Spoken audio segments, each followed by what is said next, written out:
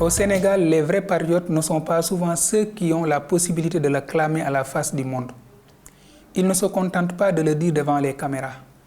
Les vrais patriotes sont aussi ceux qui servent ce pays sans tambour ni trompette, dans la dignité, l'honneur et la droiture, loin des tumultes de la politique politicienne. D'ailleurs, il n'y a pas de politique mauvaise si ce n'est la politique politicienne. Apprenons à ce peuple les vertus du sacrifice, le don de soi pour la patrie, le sens du service public, le service à la communauté, le travail bien fait, le respect d'autrui, le respect des lois établies, le respect des symboles de la nation. Éradiquons de la société sénégalaise l'indiscipline, la paresse, le manque d'initiative et de courage, les querelles politiciennes, la recherche exclusive de l'intérêt personnel, les attaques inutiles et mettons-nous au travail. Bon, je m'appelle Ngordien, je suis psychologue conseiller en orientation scolaire professionnelle. J'ai fait mes études à l'Université Cheikh Anta Diop de Dakar de philosophie, où je suis titulaire d'un DEA. Actuellement, je suis en train de faire ma thèse. Les grandes lignes de cet ouvrage, c'est un ouvrage qui revient largement sur les goulots d'étranglement qui empêchent à ce pays-là de se développer.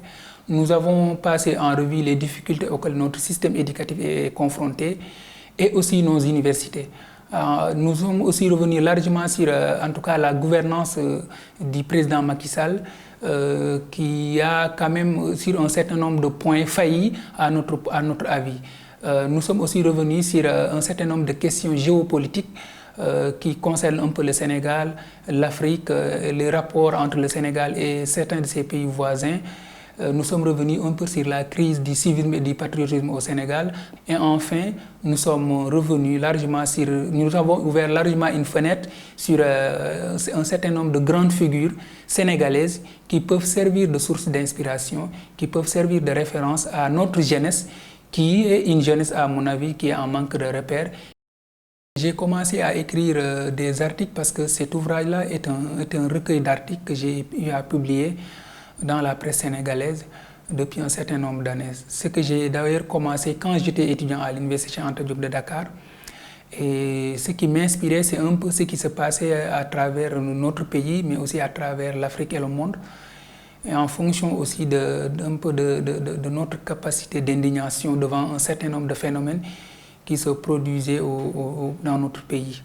Donc c'est pour nous une manière un peu de participer, en tout cas donc, au débat national, africain, international, par rapport aux sujets qui interpellent nos pays, par rapport aux sujets aux défis auxquels nous sommes confrontés par rapport un peu au développement du Sénégal et au-delà même du Sénégal au développement de l'Afrique.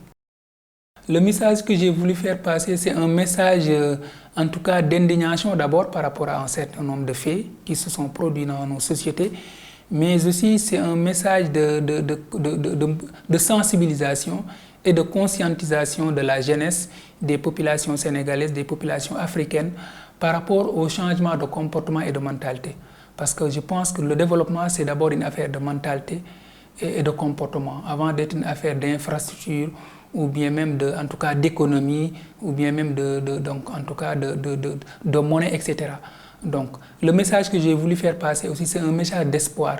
C'est pour dire que rien n'est encore perdu et qu'il est toujours possible de se développer, mais à condition que nous y croyons fermement.